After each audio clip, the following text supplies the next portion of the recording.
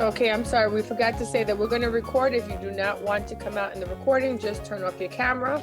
Otherwise, we record them for minutes purposes and for those who've missed the meeting. Go ahead, Danielle. Okay, good evening, everyone. And happy December. Before I start, I do not want to forget to wish all of you an amazing and wonderful break. This is a time of rest, relaxation, and time to spend with family.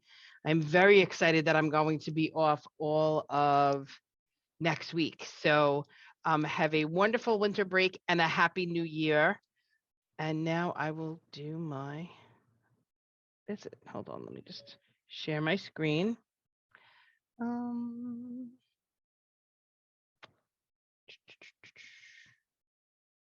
I don't know if I can share my screen. Can I share my screen? You have to make me a co-host. You are a co-host. You should be. Am I?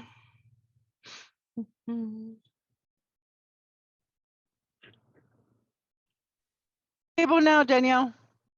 I can? Okay. Oh, there you go. Thank you. Give me 1 second. I'm just going to log into my Google.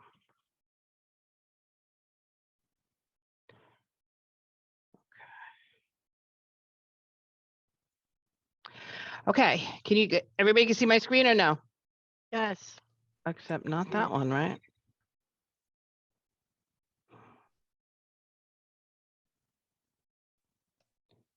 Okay.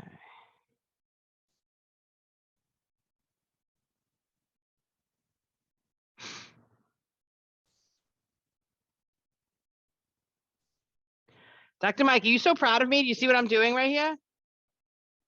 I'm super proud of you. I just want to let everybody know that this is phenomenal. I never control my own PowerPoint, which I'm doing right now. And I'm going to hope that I can click on to the next thing, but there we go. There we go. Yeah. All right. So first, some enrollment updates for those of you who have students who are eligible for kindergarten. The kindergarten application is open until January 20th, 2023. You can also apply for the G&T programs on the same application. So if your child was born in 2018 and lives in New York City, they're eligible to attend kindergarten in fall of 2023. New York City DOE will be running some central info sessions to all New York City families with children born in 2018, 19, 20. And these info sessions will be covering 3K, pre-K, kindergarten, and gifted and talented admissions. And I'll just give you a few minutes if you wanted to jot down some of these dates. I could also send you the slides from tonight's presentation. Some of them have already passed, but then there are 2 in January, 1 in February, and 2 in February. So if you have any questions around just information around 3K, pre-K, and gifted and talented admissions, please feel free to log in and there will be opportunities for Q&A. One of the things that I have really started working very hard on is making sure that we're celebrating the amazing things that are happening across our schools. Both myself and Dr. Mike have been visiting schools, spending time in classrooms with teachers, with the administrators, and my favorite part is talking to your children. There's so many wonderful things that I want to highlight. For those of you who do not know, please feel free to visit our Facebook and Twitter pages and our Instagram pages where we're just constantly sharing the wonderful things that are happening across the district. But tonight I want to highlight our student government, the fact that we have an elementary and now middle school basketball league for our students. through our Civics for All initiative. Many of our students have been selected by Central to do their civics research in soapbox speeches where they are talking about local and community issues that they would like to see changed. Many of our schools are doing holiday donations in the community and random acts of kindness. So I'm just going to flip through some of these and talk to you a little bit about them.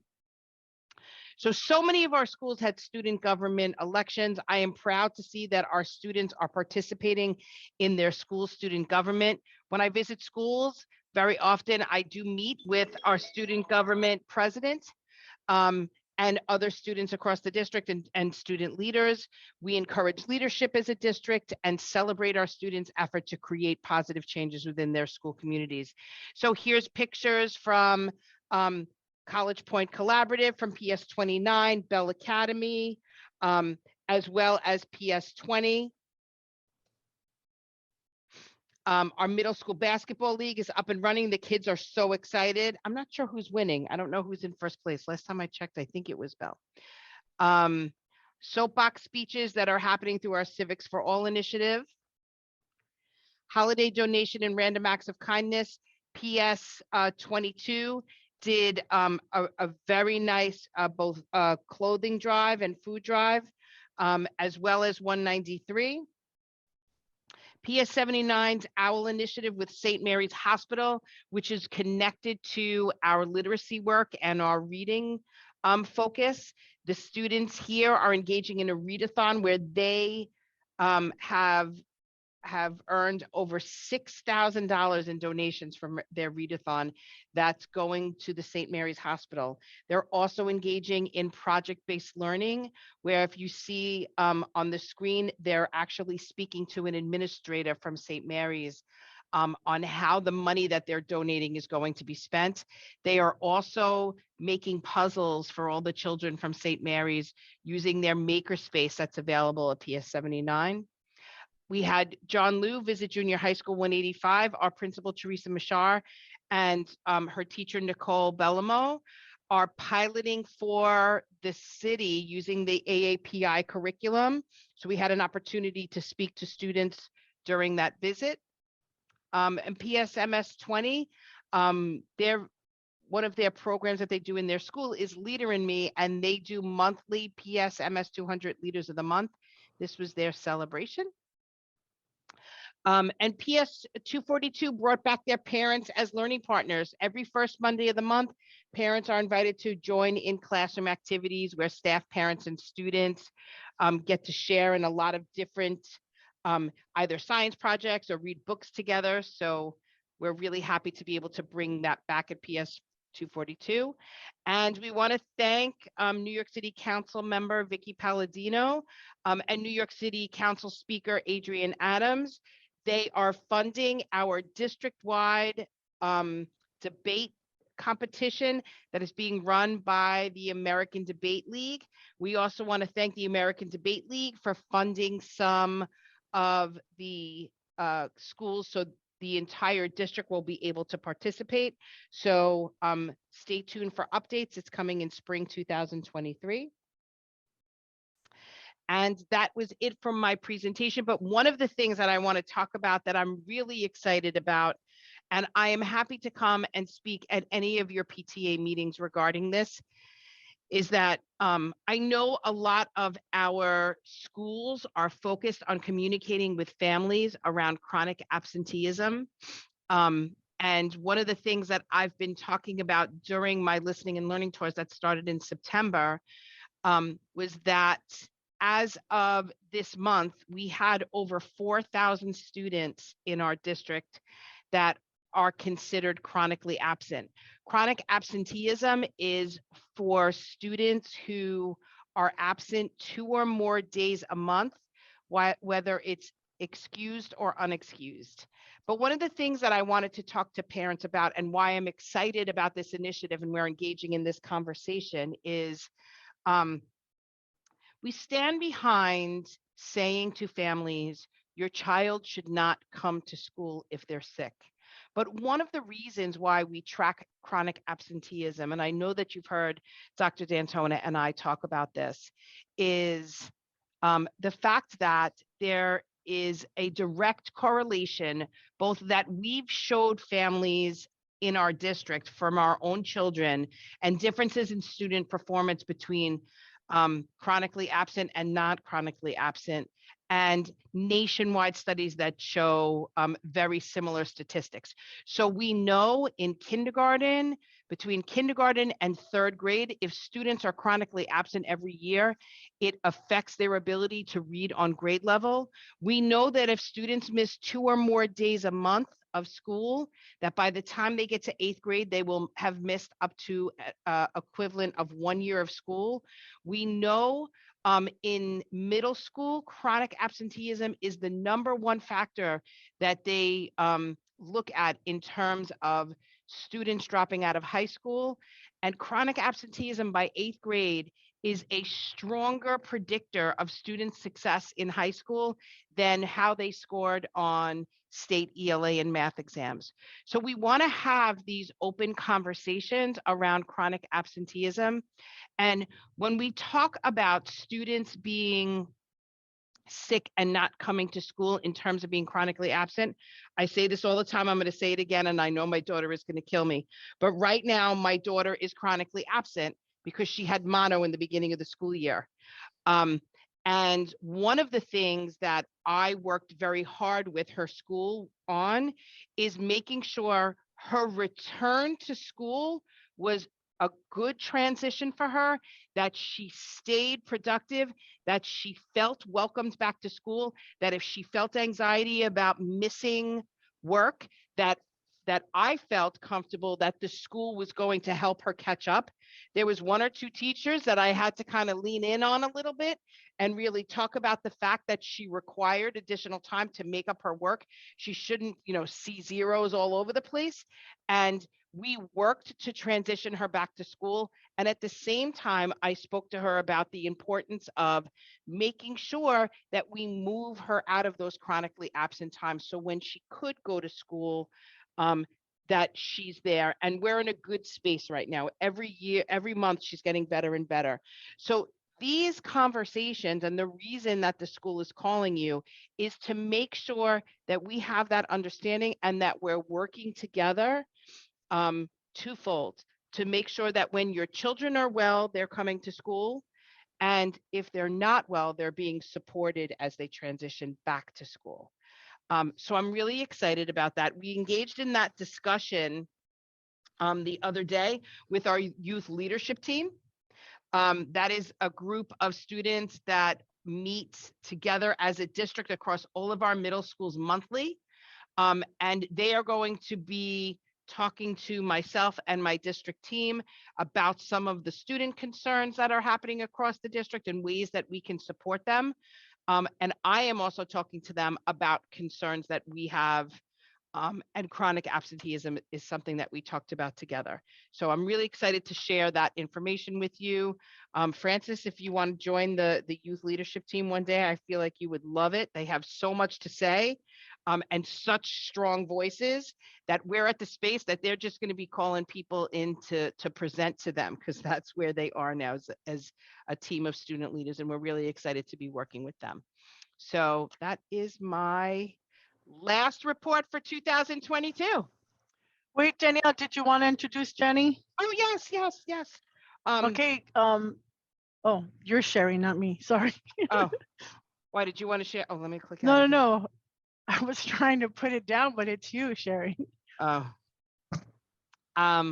Okay, hold on just one quick second.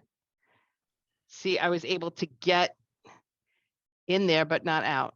Oh, now I'm sharing. Now you're seeing my emails, right? No, Oh my God. it's still the thing. Just put stop sharing. No, I don't know how to do it. Just, Danielle, you should see the Zoom button on the bottom. It'll open up the. It's on top now. I did something where it got to the top.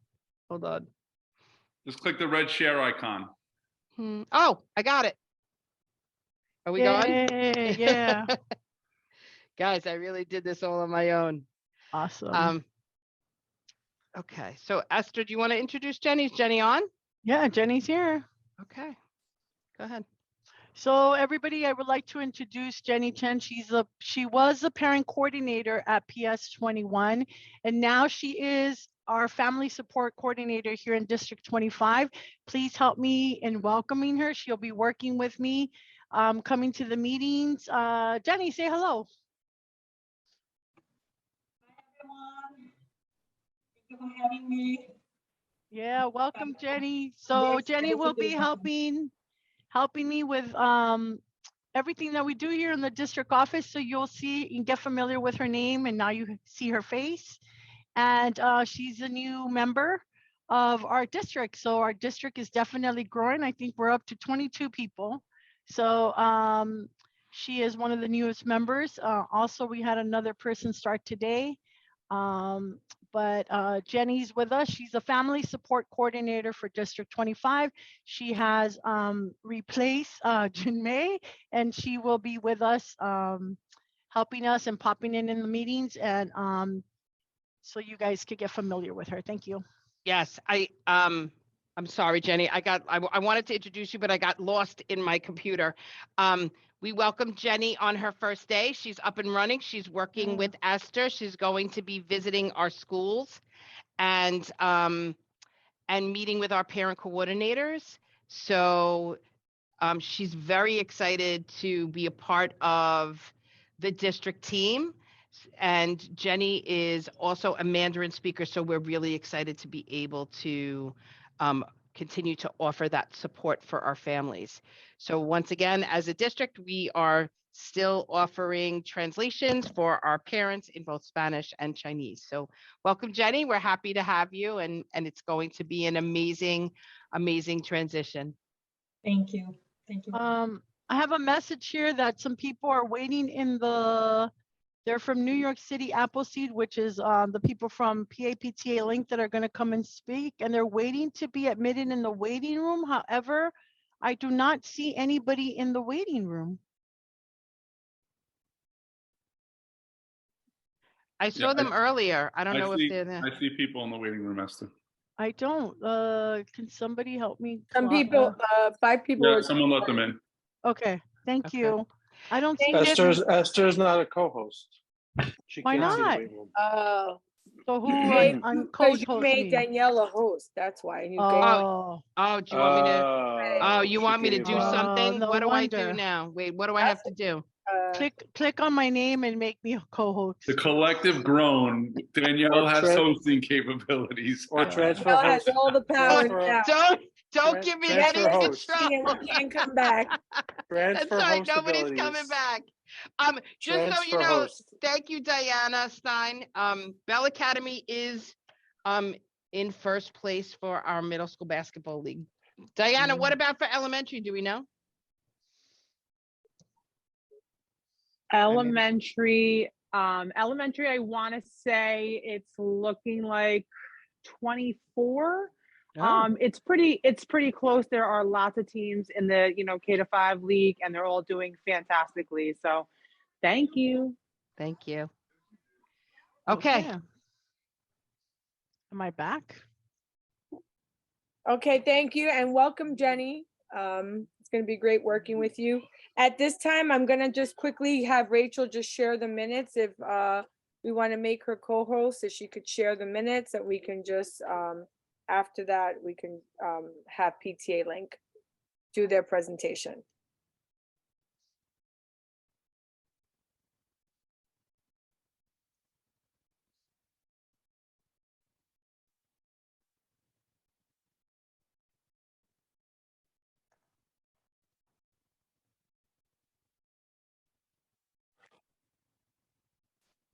Yeah, I need to be made co-host again because I had to leave and come back.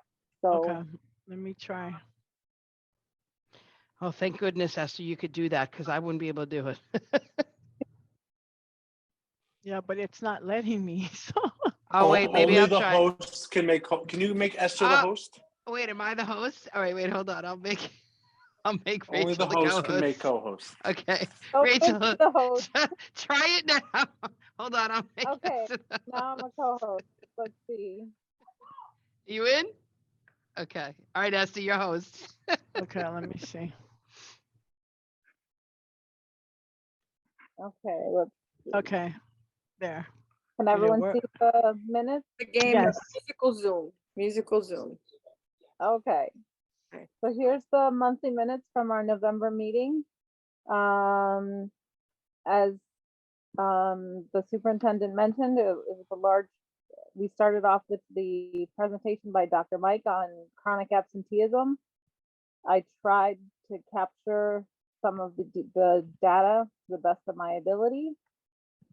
Then we also had the administrator of special education, Nathan Yakubov, who talked about the IEP process, the review and evaluation process, 504 accommodations.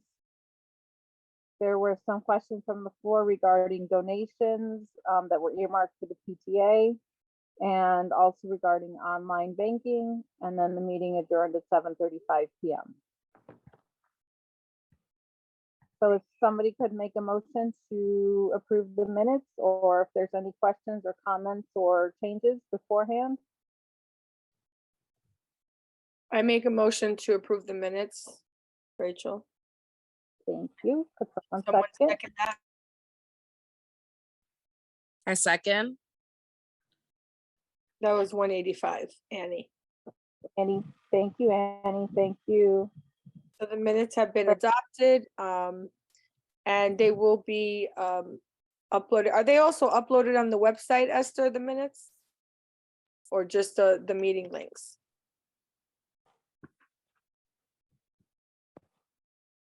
You're muted, Esther. Okay, they're asking me in the chat who can see the recording. The recording can be seen by anybody joining the district website where you came in to click on the link. The recording should be there and you're able to see it. And the minutes can be on the website if you guys send them to me or can Esther. add We can put it on there, yeah. We can add them if you guys want. Okay. Okay, Okay, so at this time, we want to, first, let me thank Danielle for her report. Thank you, Danielle, for your report and always letting us know what's happening in our district. At this time, I'm going to give the floor to, I think I just saw her, Rachel from PTA Link. Is she here? Hold on. yes, she's here. I see you, Hi, Rachel. Rachel. And, She has two guests with her. I'll let her introduce them. okay, all right, so there you go, Rachel, you have the floor. Thank you, Francis, and thank you, Esther. It's so great to be back here. I think District 25 was one of the first places we stopped when PTA Link started back in 2013 or 14. And I'm a co-founder of PTA Link, and I'm also leaving the organization and turning it over to New York Appleseed, which is going to be acquiring PTA Link, and we're in the process of doing that now. So I am going to turn it over to Naya Berg, who will start the meeting, and I will speak a little later on. Hi, everyone. Thank you so much for the invitation. I am really excited to be joining you all tonight. My name, as she said, is Naya. I'm the executive director at New York Appleseed. My pronouns are she, her. I actually just moved to Brooklyn, but I used to live in Forest Hills, Queens for a little bit. So you guys were up into the west of that. And I also worked in Long Island before that, which was closer to where sort of that District 25 is. So I've been around the area, super excited to meet you all. I know we have a short amount of time, but I just wanted to introduce number one, New York Appleseed. We are a nonprofit organization that advocates for inclusive and equitable and integrated schools and communities in New York City and state. And we are really excited to be at the end of our transition of bringing PTA Link on as a project under New York Appleseed. It, to me, makes so much sense, as PTA Link is a project that has been aimed at providing access to knowledge and resources that parent organizations need and deserve to help with their students and their school community to thrive and be as supportive as possible. And so we are coming on board to continue that with the website, with providing technical assistance, to hear from folks like yourself as what we can continue to provide resources for, what folks need in this moment. And in a moment coming from an unprecedented global health crisis, to all the different transitions and pieces that are happening over the course of this year and into the new year. So very excited to be here. I know you have questions. We are going to show a little bit of the website. I'm going to pass it over to Rachel to talk about sort of navigating the website, looking specifically at some of our financial affairs. I know some people might have questions on bank accounts and payment methods. So we're going to kind of sample that and take a look at that more in depth. But thank you, and excited to start this conversation with you all. Oh, and one other thing, you'll see another square, Lena. She will also speak. She is my colleague. I cannot forget about her because she is equally as wonderful. And she'll be talking later on.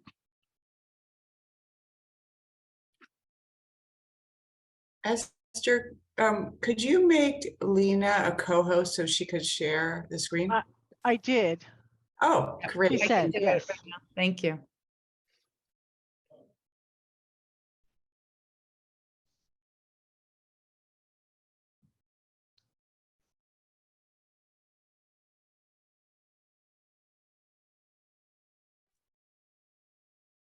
Okay, I'm going to, I don't know how many of you have already taken a look at PTA Link. Esther, do you think that most of your PTA leaders are familiar with it? We promote it all the time we can, but we do have a lot of new president PTA members. So if you can give us a background, we'll take it. Sure. So as I mentioned, I started PTA Link with another parent. We're from Brooklyn. When I was a PTA president and had nowhere to turn, and at that time, FACE didn't have a website and there was no way to access information, but I learned from my travels around the city, asking other PTA leaders to help me, that PTA leaders had a wealth of information, but no way to share it. So with a small grant from my city council member, who now is the controller, Brad Lander, I started PTA Link. I never accepted any money for it, but it just became a labor of love. And in the early days, we just got contributions to the website, not financial contributions, but from parent leaders who would share their best practices and stories that we posted on the website. And so over the years, the website has grown and we have done workshops. We had a workshop series with Eric Adams when he was the Brooklyn Borough president, and bringing parent leaders in to share their experiences and their expertise. And so the website is divided into a few tabs. Parent leadership, which talks about the DOE leadership structures and parent advocacy, how to run a PTA, from the bylaws, the chancellor's regulations, financial affairs, and for PTAs that are thinking about incorporating and becoming tax exempt organizations, that's on there as well. How to run and plan for events, and then information on fundraising. I think that we're going to take a look at the financial affairs page, which is under running a PTA, because Esther said that some of you might be interested in that. And as you know, probably have heard that the Chancellor's Regulation A660, which governs the work of PTAs, was amended during the pandemic to allow for virtual and hybrid meetings and some online banking, which was not allowed before, and that is all included here. And if you have questions about bank accounts, which Esther said that you might, you can click on the link here in bank accounts, And we summarize some of the salient points in this financial affairs section of the Chancellor's Regulation A660, and also include a link at the bottom to the guidance that FACE put out for financial affairs. And some of you probably know debit cards had not previously been allowed. They are allowed now. And there's information about that in the guidance. A debit card disbursement form is now required, and that's linked to here as well. Also on the financial affairs guidance document. But this is just an example of how you could navigate the site and what you could find. Lena, maybe you could go to the section on running a nonprofit also. We get a lot of questions about this, so I'll just point this out. And not all, but many PTAs decide to incorporate and become tax exempt organizations so that they can get donations from organizations or the government or even people who would not give them, make a donation if they were not able to take a tax deduction. So parent leaders have come to us to ask how they can go through this process. So we asked nonprofit lawyers who specialize in tax exempt law to write up some pages for our website that will explain what the benefits are, what the work involved is, the cost, also the steps to do this.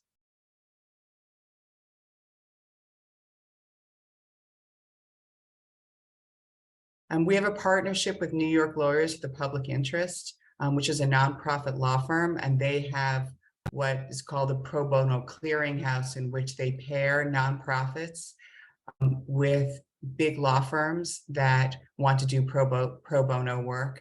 And so they will connect any New York City public school PTA with a lawyer for whatever reason you might need. And most often it's to incorporate or to become a tax exempt organization. And so the information on how to do that is right there on the site as well. Are there any questions?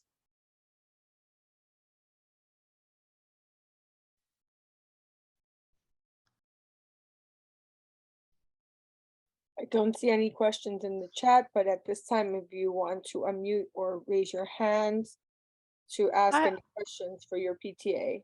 I have a question. I'm sorry. So is the PAPTA link going to be replaced with Appleseed? Or is the name going to change on the website? So No, the website is staying the same. Okay. The name is staying the same. It is simply becoming a project under New York Appleseed. Okay, got it. Yeah, so all of that, no, we made sure that is one of the points of. Because I still have the original flyers that Oh my goodness, yes, no, that all stays the same. Okay, perfect. Thank you. The cards aren't changing either, Esther. Okay, perfect, because I have them in Chinese and Spanish and English. I'm impressed that you saved them. Yeah. I save everything, so call me.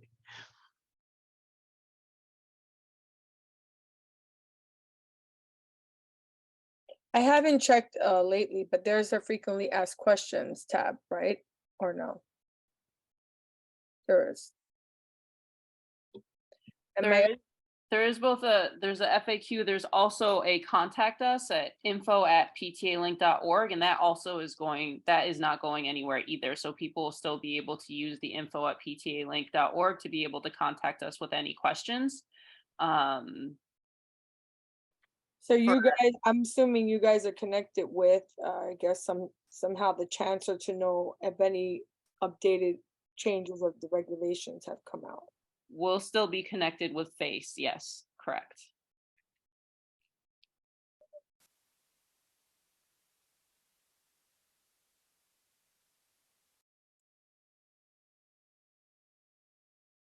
Okay. I don't see any questions. No, neither do I. If there aren't any questions, I'll just jump in here then. My name's Lena. Just to introduce myself, I work with NIA at New York Appleseed. I am a parent of two. I have a middle schooler as well as a 3-year-old and 3K, and I'm a formal middle school teacher. I used to teach before I joined Appleseed about 3 years ago. But since this is a project that, you know, is a little bit in transition, the PTA link is staying, the website is staying the same, the name is staying the same. But as Appleseed is taking over sort of the maintenance of it, we are curious at this time if there's any certain topics that you all want support in. Are there any challenges that are coming up or any areas related to PTAs that you'd like to explore further or would like more support on? As Rachel mentioned, and we showed a little bit, there's like parent advocacy. So we share parent stories, but then there's a lot of the technical side and fundraising side. And then we also know that things have shifted dramatically over the past couple of years. So if there are ways where that you're doing things in a more hybrid setting or remote setting that you would like more support on or have questions about, or would like to see on our website, if there are any specific tools, we'd love to hear any feedback you might have around that.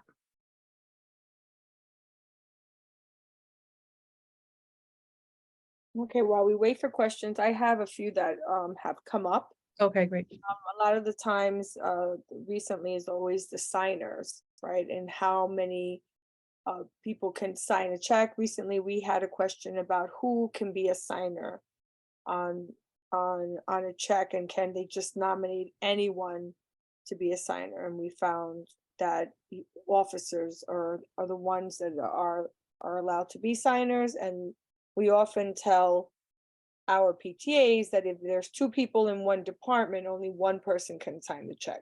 Both of them cannot, because they're considered one entity. So for example, if we have 2 co-treasurers and a couple of other officers, one co-treasurer can sign, and then someone else from another department has to sign. I don't know if you have that on your site, but that's a very common question that arises in our district.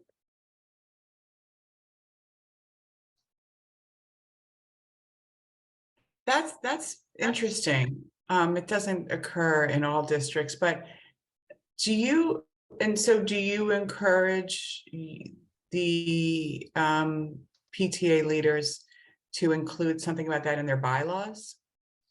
Yeah, it's actually in the chancellor's regs that only officers can be signers. Yeah. But we often tell them, you know, and they should have it in their regulations as well, because whatever is in the chancellor's regs should trickle down into their bylaws. We have them update their bylaws every 3 years.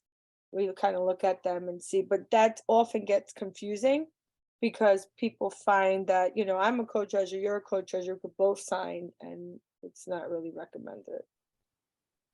Yeah, no, I know about the officers, but I haven't heard before that like co-presidents or co-treasurers that there was wanted to do that sign together, and that wasn't allowed. Yeah. Because they're sharing one department. So it would be considered, for example, one signature per department. And that can get confusing. Another thing that we have that's also been a major question is the SLT now has to go back in person, or they can have hybrid, but they have to have a quorum in person. So people are asking, well, what is the quorum? Is it the same as before? Because before in person was a majority plus 1 2/3. And now people are asking what's hybrid. And so there was a lot of confusion, but we did speak to FACE, and FACE confirmed. I know we had this question in the last meeting. FACE confirmed that quorum is supposed to happen in person, not how many people are on the meeting. So if you have, for example, 10 people in your SLT, it would be half, right? 50% plus 1. So it would have to be 6 people in person And the rest who are in hybrid on Zoom would have to have, extraordinary circumstances, and you as a SLT would have to decide what's extraordinary circumstance, which can vary from SLT to SLT. So I just wanted to put that out there because that was the question we had last month. And it's very hard, I know, for parents, because once you get used to the virtual world and it gets convenient, you kind of save traveling time, you save a lot of time, you have an extra hour and a half, right, to do things that you need to do. And now we have to go back in to the schools to have these meetings when we had them before via Zoom. So it will be a little challenging for parents to get back to that, I guess, rhythm, but that's what it is so far. I know there's some waivers out, I think, for another month or two, right, Esther? So people can still have them virtual, but we're hoping that changes in the future. If not, then we'll just have to go in person once a month. So Francis, can I ask a question about having two treasurers or two presidents be the signatories? Is that what FACE had told you, or is that because you include that in your bylaws? Esther, when we set that information out, I think it's because it's two people are considered one entity. And when you go as a co-president, me as a co-president, it's still one entity. So basically, two departments cannot just sign off on something. I mean, one department cannot just sign off on something. So what they had told Francis and I was, if Francis and I are both co-presidents or co-treasurers, that only one of us should be on the check, and then pick somebody else from another position to go ahead and be the second signature. So that way both treasurers wouldn't be on there. So that's what we have shared with our PAPTAs to, have a little bit of variation, but we don't, I don't remember who told us that information. So we just been sharing that with to keep it as clean as possible when it comes to banking. That's what we have shared. It's mostly for checks and balances as well. Back before, there weren't really that many co-positions. There were just basically 3 or 4 positions. So the 2 officers, each officer would be in their own department. Now, a lot of the PTAs have gone to co-positions. And I think that gets confusing. And it's just for checks and balances. You want one person from each department so that everybody knows what's happening. It's just good practice. Yeah, I think that's a great practice. From what I can recall, I don't think that's in the chancellor's regulation, but it definitely is a best practice. It seems like a really smart way to do it. So if it's something that's not in the chancellor's regulation and you think that it's a great way to safeguard your funds and just to keep people protected, then it should always go into the laws then. But that is a really good suggestion. And this came up during the pandemic, right, Francis, when we got that? I'm trying to find the email. It's come up several times. We've had, when people have had various issues with their PTA because some departments didn't know that checks were being signed. So it's just good practice. We always recommend 2 signers, but some PTAs need 3, and that's fine if that's what they want. It's just very difficult sometimes to get 3 signatures. So that's what we tell the PTAs, but every PTA, it's the same thing with the online. Like, although it says that you could only use online transactions if you cannot mail a check. That's really so a lot of the times PTAs want to use their debit card or, and keep doing it, but we keep reminding them that any type of online, transaction has to be directed right into the bank account of the PTA, not anyone's personal account. And we always remind that everything has to be paper trailed. So it's very hard to do that when when you're buying stuff online, or, people want to take their card to Costco and it's just easier. We get it, but it's just better practice to just buy it with your own money and get reimbursed, because then it's still, you're gonna get your money, and there's a paper trail of what you bought and what it was used for. Excuse me, can I ask a question along those lines? So for instance, say we have a very large purchase we want to make and a store will not take PTA check, and the person that wants to buy it doesn't have like $8,000 on hand to go buy it or what have you. Is it allowed to, through the regulations, to use the debit card in that case? Like with paper receipts and all that to go with it directly from the bank? I'm going to say this, an $8,000 purchase should have been approved by your general membership. And if it was not approved by your general membership, right, you cannot make you're ready to buy it. How would you do that? Yeah, I don't know what would cost $8,000 for iPads for something. Yeah, I don't know, that would be, I don't know. Somebody would have to put it on the credit card and then you reimburse them. If someone doesn't have that, is it possible to then use the debit card for the PTA account with receipts that go with that and the debit card disbursement forms? According to the guidance, the new guidance from FACE, any charge that's $5,000 or more on a debit card has to be approved by the principal and by FACE. Okay. Otherwise, if it is on your own credit card, then it just has to be done and reimbursed then.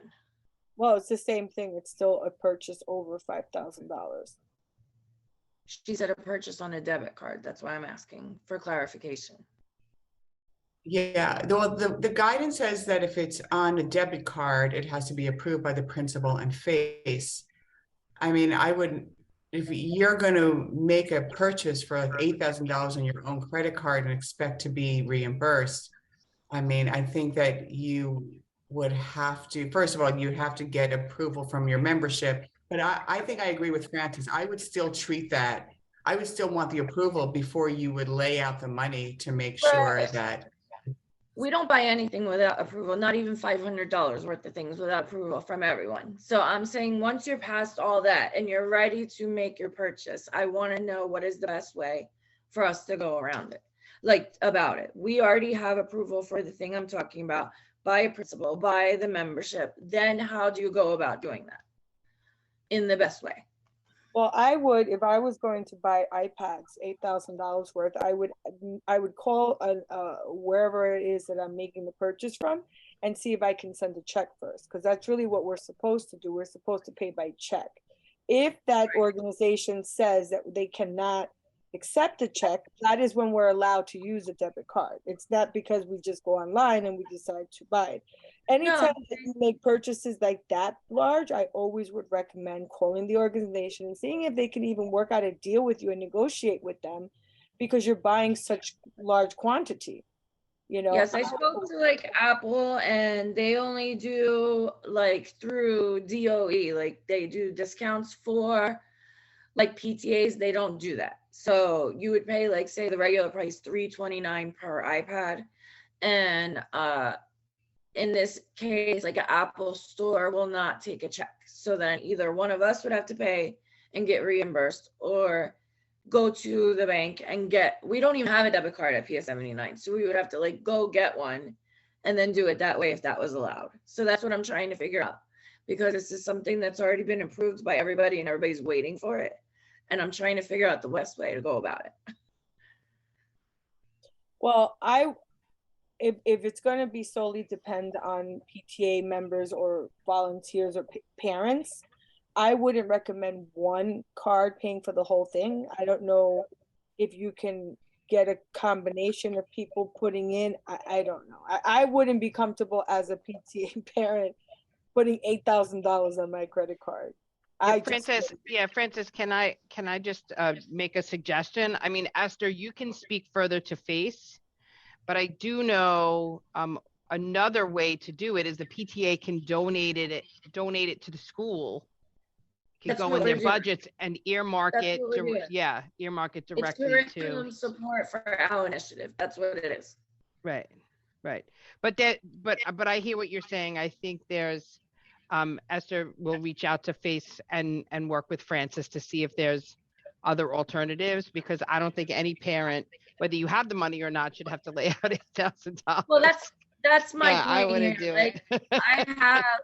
I have $8,000.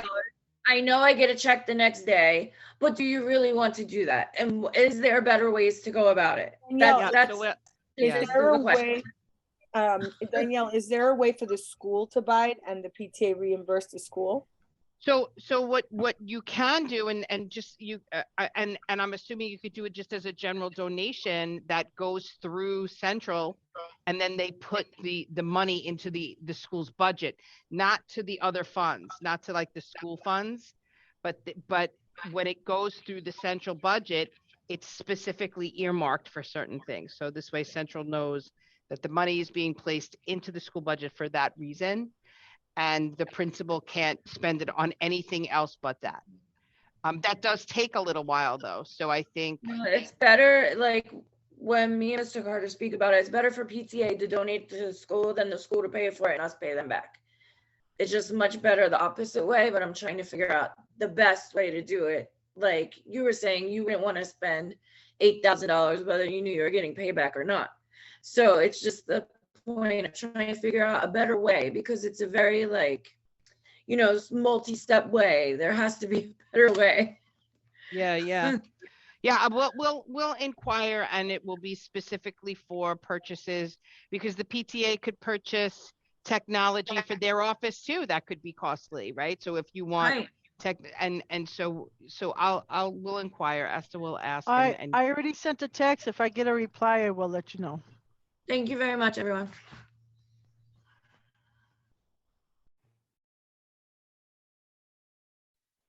Anyone else have any questions or comments?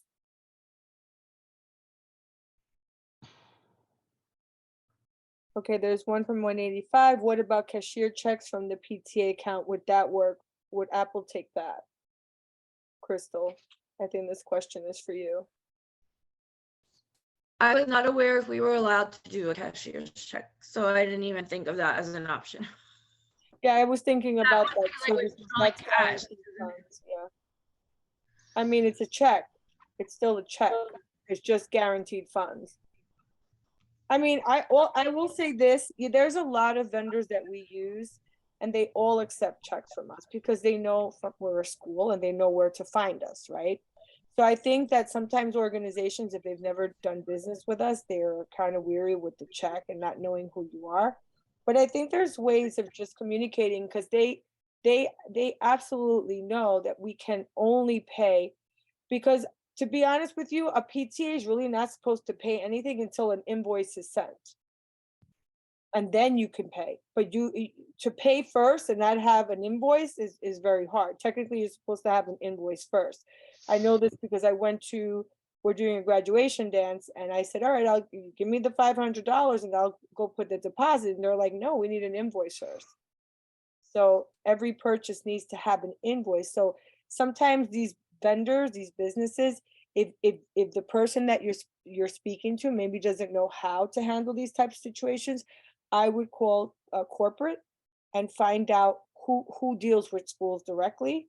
And because they know how schools pay things out, it just doesn't work as a regular consumer. So I would recommend that process as well, Crystal, and just, some clerk at the store may not know how to deal with PTAs. And if you deal at a higher level, you might not even be paying. I don't know if they're charging you tax, but they might even. No, I have tax exempt forms, so they were like just $329 each, and that's it. Yeah, I'm trying to just you know, it's a big purchase and I want to make sure it's done the best way possible, also following the rules, also making it most comfortable for everyone involved and who's paying their money and whatever, you know? Right. Or, you know, break down the purchase until maybe, you know, 20 parents and make the charge, or each parent donate an iPad, you know what I mean? And so it's a $300 reimbursement rather than one person $8,000. I don't know, there's different ways, and that's why us PTA leaders, we come up with all these different ways, and through the pandemic, we were coming up with all these different ways to see. But, you know, one thing is, if you know, if something gets bought for $8,000 on a card, you know, technically there's no two signatures on it. Like, it just comes out. And so that can be a flag. And once your PTA is flagged or anything happens that way, everything gets frozen until a proper investigation, and then you can't do anything. Right. You can't buy anything, you can't vote on anything, nothing. So that's why we always recommend just, you know, being careful with your PTA and how your funds are being distributed and how things are being purchased, because then, you know, it can cause. So, like, end of story, best two options would be either we pay for them like we do everything else and get reimbursed, or try to speak to like their corporate and go from there and see if I could just directly write the check there. Like, I would at this point, that's probably the best two options, right? Well, yeah, I would recommend that first to make it easier. And if they want guaranteed funds, then I would then, you know, talk to my membership and then get that. But everything would be traced. And, you know, when you go into the bank, you'll have two officers go and sign for it. Yes. You know? Okay, thank you for your time, ladies.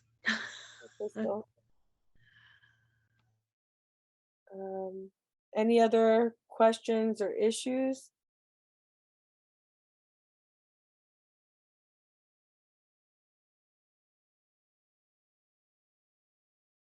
And the link is in the chat, so please feel free to copy that and keep it for your records. We want to thank Rachel, Nia, and Lena. Thank you so much for coming. And I guess, you know, we'll know where to find you, right? Esther knows where to find you. And so if we have any questions, and your site is a wealth of information, so thank you for putting that together, because we definitely need it as a team. And I do see that I think there's like a best practice also on there, where people could see like the fundraisers people have done in the past. Also, to all our parents here, when you go to the DOE, to our District 25 website where you log in to come to the meeting, the link for PAPTA, PTAlink.org is there. You could just click it and it goes ahead and takes you directly to the website. So when you go to President's Council page, it's one of the resources that we have listed for you to go ahead and check out. So very valuable information. When I first started, I would look at Chancellor's regulation and then get stuck and go to a PTA link and try to, you know, figure it out. So I had two avenues, and then if all else failed, then I would call FACE. But it was a very helpful tool. And Rachel, I appreciate you coming up with that. And, you know, thank you for all your support to District 25. Thank you. And nice meeting the other two ladies. I'm sure we'll see more of you as time goes by, because we will invite you every year. Absolutely. We look forward to it. Thank you. And thank you so much. I just remember that many years ago, I met a parents leader when I came out to District 25's President Council meeting. And then later he became a parent at the High School for Art and Design in Manhattan. And he wrote a piece about having an art fair at a high school. And now I think his kid is almost graduating college. So District 25 has kept on giving, even when your parents have moved on. So thank you for that. And I remember meeting Rachel many years ago as well. Wow. I remember that as well, I guess because of our names. Yeah. So thank you. Thank you so much for having us. Thank you for being Happy here. holidays, Thank everyone. you. Happy Yes. holidays. Francis, Happy did you see my holidays. text? Hold on. Not yet. Hold on. I forgot 2 things. I was gonna remind you right now. I know, I totally forgot 2 things. It's a little crazy. Only have one, town hall. No, I have 2. Oh, okay. And Louis, can you put the link for the town hall in the chat?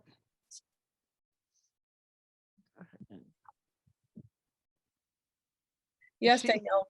Oh, Are you okay if I just do those 2 things? Yep. absolutely. So, something I forgot to talk to you guys about, very, very excited. The chancellor will be coming to our district on the first day back in January, January 3rd at 6:30 will be a town hall from 6:30 to 7:30 at PSMS 499.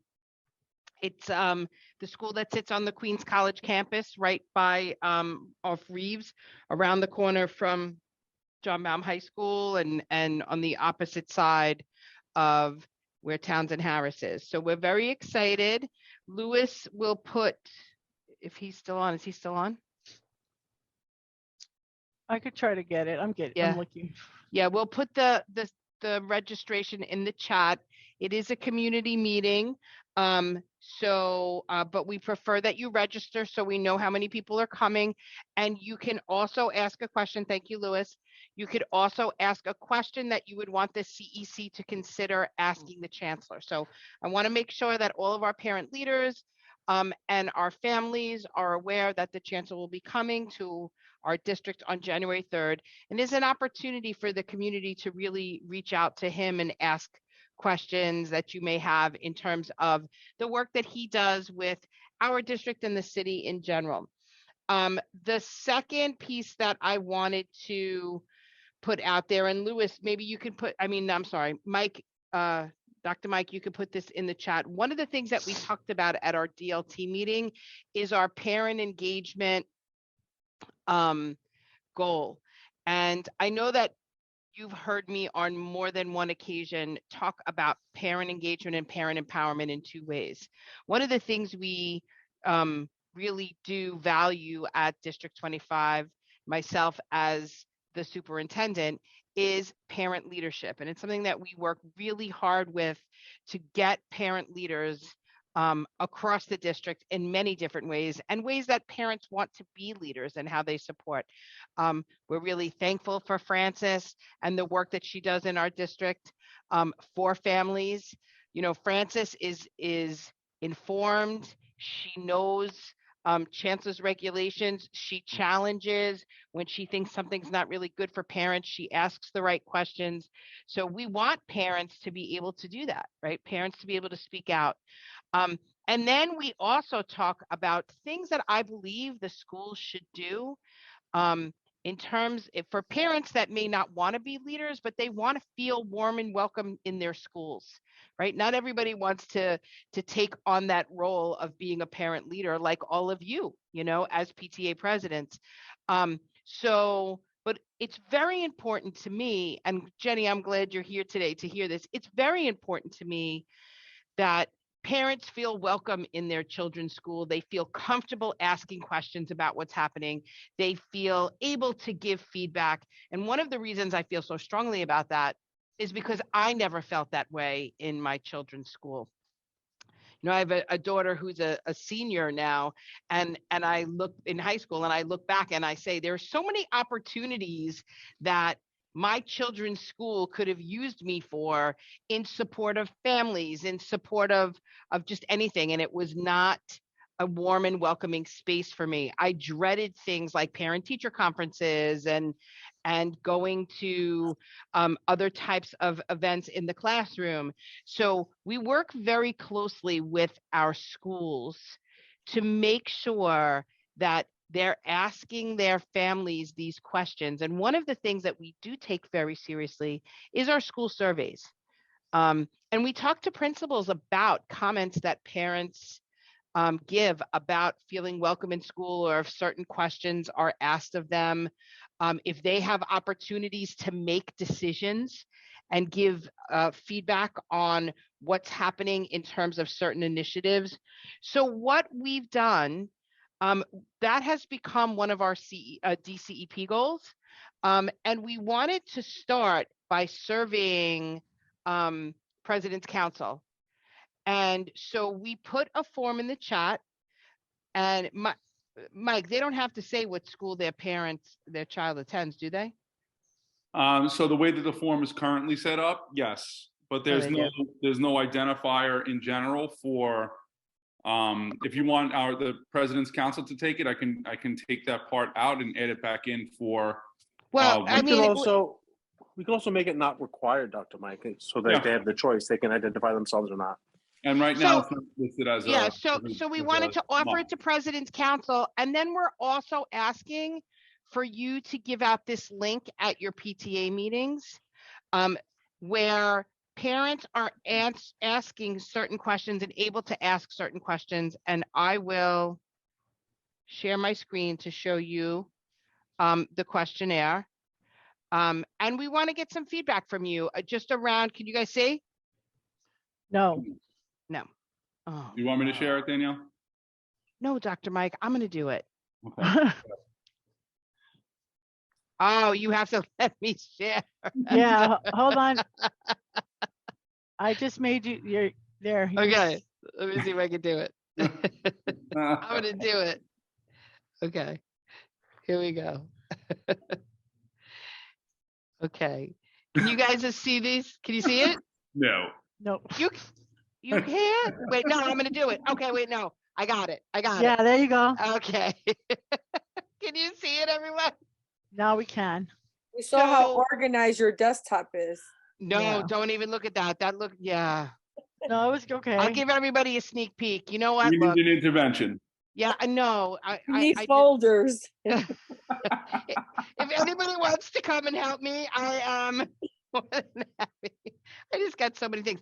So we're going to go over some of these questions. These are the things that we were thinking. First of all, they're aligned to school survey, but we don't know if there were any other questions that you would want to see on this survey. So first is, during the school year, have you attended a general meeting or a school event virtually in person? Then it's, I feel comfortable engaging with my child's school. My school provides me with an opportunity to provide feedback on school programs, workshops, etc. My school provides me with updates in relation to the progress my child is making in school. I've met with my child's teacher during parent engagement time. The school communicates with me regularly through phone messages, emails, newsletters, websites, etc. And my school talks to me about the importance of good attendance. Now, and like I said, I do want to open this up for feedback. We don't necessarily have to put what school does your child attend. It will help us organize information. So that's one of the things we can do. We would prefer it because when we're looking at certain characteristics of schools, it allows us to be able to have certain types of conversation with school leadership and teachers. But besides these questions, are there other questions that you think we should include on the survey? I have, first I want to say it's very important that you put what school your child attends, because if there is an issue, you wouldn't know what school it is and you can't have those conversations. So the good thing is we're not putting our child's name, you're just putting the school. So that's the anonymous part, right? But the school is the important part, that important factor. I would put, just that comes to my mind, Danielle, I would put, do you feel the school supports your child? I would put that question in there because that's a very important question. Sometimes, and I would put, is the parent being communicated in a timely fashion? You know, like if the child, for example, sometimes parents get quizzes 3 weeks later. If their child is doing well, it's not a problem. But if the child is not doing well, then what happened within those 3 weeks? So I think so that's a good point. So Francis, do you think we can add that to this question here? My school provides me with updates in relation to the progress my child is making in school. Like, my school provides me with updates in a timely manner. Yes. Okay. Mike, you got that? And the second, and the other part was, do you feel your child gets supported, in school with, I guess, their academics or emotional, or you want to separate it?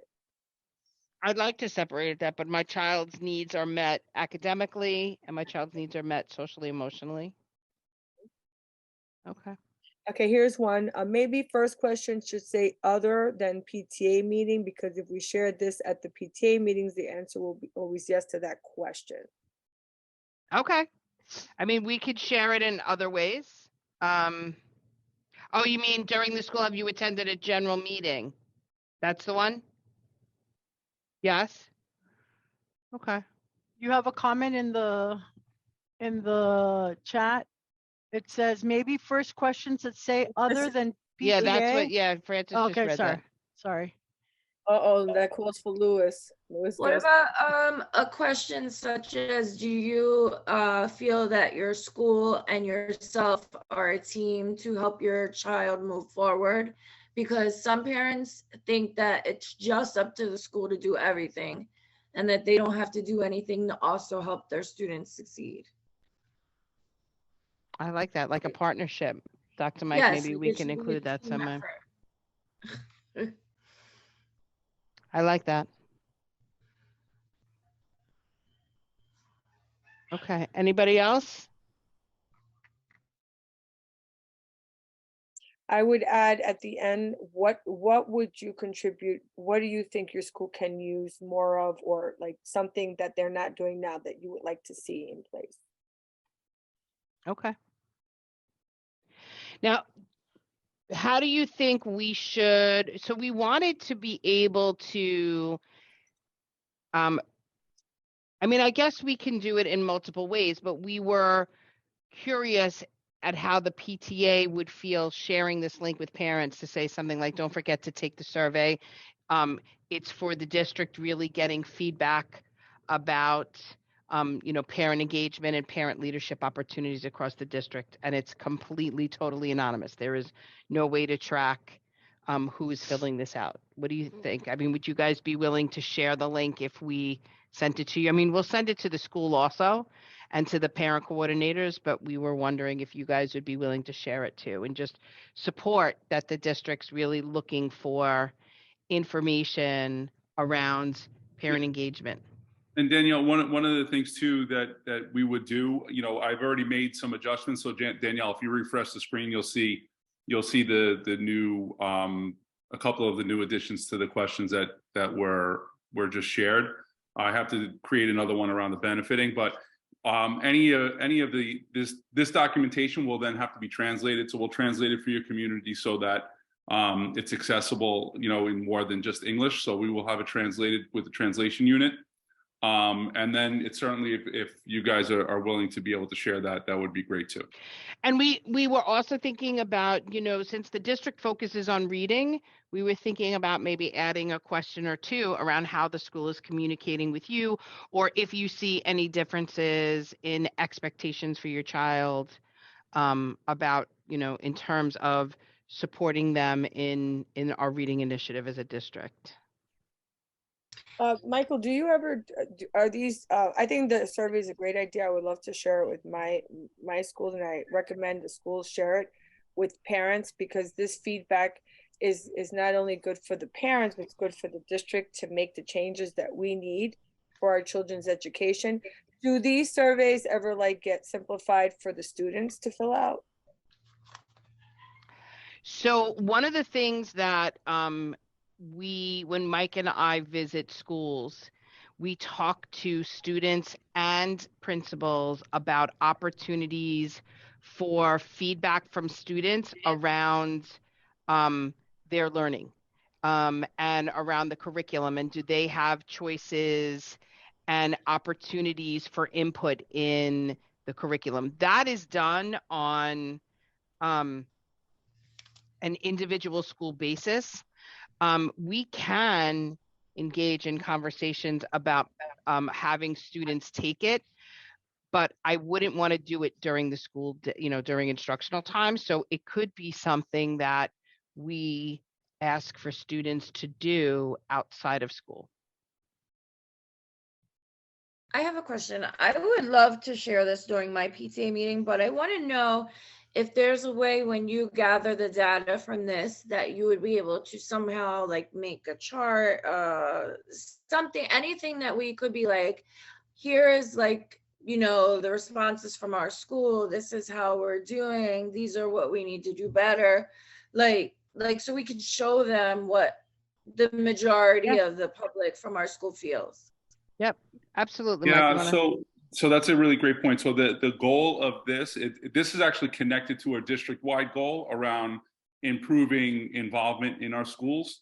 So the intent would be to gather all of this information and then hopefully work with you guys as President's Council and certainly the DLT to really organize around how we're using this information to more appropriately impact you know, those family community ties that that we always want to continue to build upon.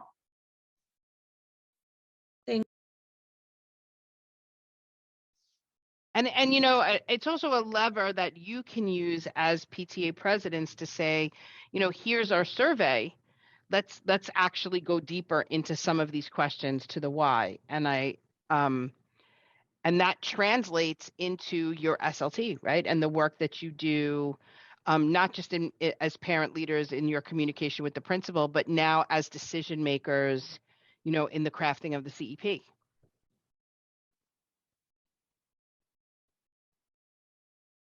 Is there, I didn't see the bottom of the, is there a question about, does the school like, give them opportunities for parents to be more engaged in like volunteer work or stuff like that? Is that on there? I don't know what's on there.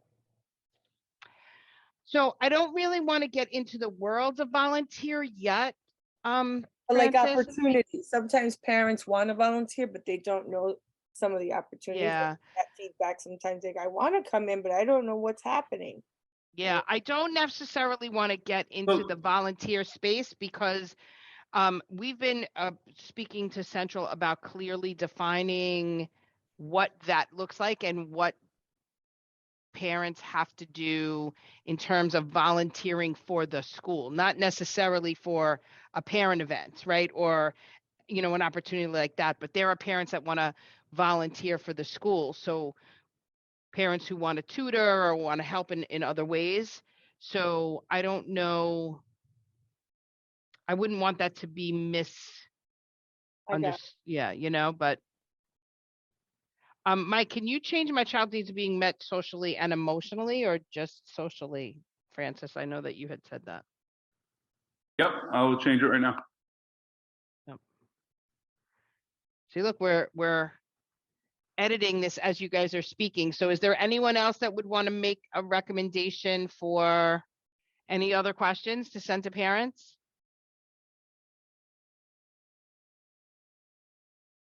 Oh, and thank you. I see two of you have already replied. That's very, very nice. Oh, I love it. People take the survey. Go ahead. Yes. Are there any questions about like if parents need help to help their children along with homework? Because some parents honestly don't know how to even do it at our school. So is there like a question that you could put in there like relating to getting assistance they may need to help their children to complete homework more often or every day or what have you? Because I know a lot of students in my daughter's class, their parents don't speak English and their kids come and ask me to help them because their parents can't help them. I just want to say, Crystal, that there's a Dial a Teacher. I don't know if you're familiar with Dial a Teacher. Yes, I pass them out to people all the time. Yeah, and they actually, I think they do translations as well. They have every book that's out there, every curriculum, and you just tell them the book and the page, and they kind of break it down for you. No, but that's a good question too, that like, you know, and we can, Mike and I can play with the wording a little bit. My school provides me with information / tools that I need to support my child at home. Because there's a lot of schools that do that, you know, so, and those, yeah, and those, yep. And those that don't, maybe that's something that we can, you know, share for the schools that do, you know? So yeah, Mike, you hearing that one too? Yep, I got it. Yeah, So we'll add that, and then what we'll So do the other is, thing that we don't necessarily want to do either, because we don't want to make the survey too long, because then it becomes exhaustive for the person completing it. And sometimes that makes someone hit that X button before they even start taking it. So we don't want to make it too exhaustive. So we can gather the information that we're looking for now, and then as we start seeing some of the feedback, we can always engage in another round of this as time moves on, so we get more information. yeah, but I really like that question. I want to put it in. It'll only be 10 questions. So I drive him crazy, just so you know. He's going to smile at me right now. That's only 10. 10 questions is good. 10 is 10's Yeah. good, right? 10's good. I could No, do 10. I think it's great. I think it's great. I could do 10, and I really do like that, because that will really help us see what parents, because like I said, I've been seeing some really good home support tools, those homeschool connection tools. So, all right, so what we'll do is we'll take this survey. Esther, we'll send it to you, Francis. And if you could send it to the PTA, and then we'll also send it to the PCs. Tomorrow we have a principal meeting. We're going to let them know that it's going out. Yeah, the only thing, you just have to give us a little bit of time, Danielle. I do want to make sure that it's translated, so we have to send it to the translation unit. So we might not be able to get it physically going until after the break. Yep. The goal would be to send it out to the translation unit as soon as possible, so they work on it during the break. Yep. Yeah. Okay, so don't share it at this month's PTA meeting then. Wait till next month. Yeah, wait till it's translated. Yeah, and I Yeah. hope my goal is the front page is going to have like all the languages, and then you'll just click on it, and it will go to the appropriate page in that language. Oh, so you'll get to click your language and then go. Yes, exactly. Yep. That's good. Okay. That's it. Thank you so much, Francis. Thanks, guys. And thank you guys for creating these. Danielle, you're still sharing. Oh, see, because I'm a sharer. He's generous. I don't want you to start doing something else. But we appreciate you for coming up with these tools to get feedback, because we appreciate when people listen to us. So thank you. At this time, I'm going to ask if there's any other questions, any issues that you're going through now with your PTA, any fundraisers that you've done that were very successful that you'd like to share with us. Anything? We're doing our Candygrams right now, and I have to say, there's so many people buying the Candygrams, and now, it's all nice that we're making good money. And then now we look at all the work that we have to do, I can't tell you how many Candygrams I've written already just by myself. I haven't even, I think over 500 already. Wow. But at the same time, it's for the children, and they love little things like this. So, but it's definitely a good money maker, Candygrams. I don't know if your school does it, but it's really. How much are you guys selling them for? So last year they were $1 each, but this year, because of all the inflation and everything, we've made it $2 each, which is still, it's a good amount. We also put in an option to buy for your whole class. So we made it $40 for each class. Now, some classes have 20, some have 29. So in either case, the more people you have in your class, the less you pay for each item, and then you pay less. So a lot of people are buying for the whole class, which one good thing is that we make sure that all the kids get anyway. But the good thing is that it's the parent, if the parent buys the whole class, then it doesn't have to come out from the PTA fund. You know what I mean? It just comes out from that. So each child will get, and if there's one class that was not purchased, then the PTA will make sure everyone gets one. Okay. Everyone goes happy. And right now we're at a profit of, only because I didn't buy the baggies. I used everything that we had in the PTA room, whatever Ziploc bags we had, whatever gift bags we had. And I recently cleaned out our PTA room. I first started in my school in 209, 10 years ago. I cleaned the room, and now I'm leaving 209 and I clean the room. So it's like one full circle. And but you'd be surprised what's in there. We found, things that we didn't know we had. We found a camera we didn't know we had. So it's always good practice to clean out the PTA room at least once a year. we, right now we're at a profit of $2,000 and we're still not done counting. And that's a Wow. profit. That's already past the expenses. And this is with Wow. candy grams. We are going to do something in our school called, it's a friendship fundraiser. And what we're gonna do is we're gonna really emphasize being kind for that week and really that month, and just making children aware of kind acts and what things they can do, compliments or holding the door for someone or just being nice, seeing someone in trouble, maybe telling someone, or just things that don't go unnoticed. And then at the end, they get a chance to give someone a thank you by buying them a gift, and we call it the friendship fundraiser. So for example, we'll have a little pack of gummy bears that says, "You've been very kind to me." And then, you know, we're going to sell those. A pen that is a paintbrush that says "Paint with kindness."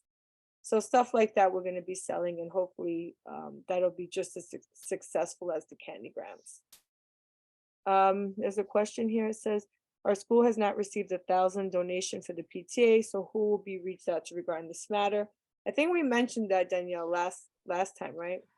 Yeah, and actually, I think our budget person is looking into it. Yes. So the schools get 5,000 and the PTAs get 1,000, or is that 1,000 from the 5,000? Or is No, it we're trying to find out exactly, because some schools got it and some, so we're trying to get a list. okay? So how are the PTAs getting it? Does it get sent to the school? That's what we're trying to find out, and then sent to the PTA? We don't know how it's going to happen. It was weird how it was. Because it's on some of the budgets, Mhm. so the SLTs. So does that mean it's in the, like, there already? Like, I don't know. Yeah, but the other issue is how you get that to the PTA. Right. So we have to ask, because school under Galaxy can't write a check, you know, or take out cash. So we have to, that's the next question. So even if it went into some of the school budgets, the next question is, how do we get it into the hands of the PTA? And I don't think that schools see that line yet. I think it's still not there yet. Because I think that's what they're talking about. Well, there's a line of, it says something $5,000 right now, some school. I think our question from our school was, is the money there already, or is it coming, or like? Yeah, we'll ask Paula again. Yeah. Yeah, I know she was asking Central. And actually she went into some of the, you know, Paula actually inquired in the community, like, where's the money coming from? How do you, you know, so she could actually walk into Vicky's office. She did. Maybe She wanted to know where it came they from. can come down to the next meeting and tell us. Yeah. We can invite her in they're really good, and they're checking with their contacts at City Hall. Like, it's like they're being very cooperative and working with everyone. So.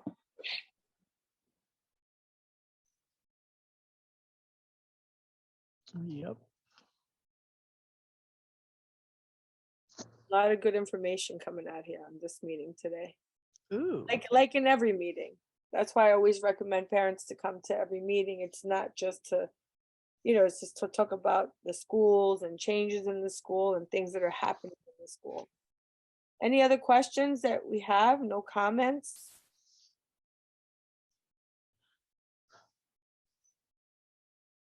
So if there's no questions, that concludes, and now we start the concert of Danielle DeMango, who's going to sing some carols. No, I'm really not good. I could sing in large groups, maybe, but even Dr. Mike says that I have a terrible voice. I grew up thinking I had a good voice, but Dr. Mike was like, no. I never say that, Mr. Mango. I just merely turn my head and look at you. That's all. Oh no, Michael. Yeah, I don't want to scare anybody.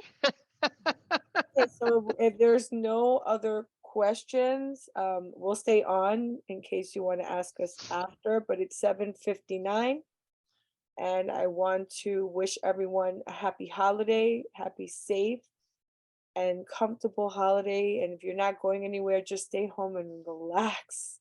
Sometimes we forget to relax. We're always thinking about something, running to get something. So it's very important that we just relax and enjoy our holidays. So, and then we'll get revamped for the next year. And we'll be, go ahead. Yep, Jessica. Happy New Year, guys. On behalf of District 25, we want to wish all of you parents here today a very happy holidays. And we'll see you all January the 3rd at the Chancellor's Town Hall at 499. So don't forget to sign up. We Okay, can't so- wait. Take care, everyone. Happy Thank holidays. you. It's 8 Good o'clock. night. Happy New Year. Rachel, can Happy we New Year. to end Happy the- holidays. Happy holidays. Felices fiestas.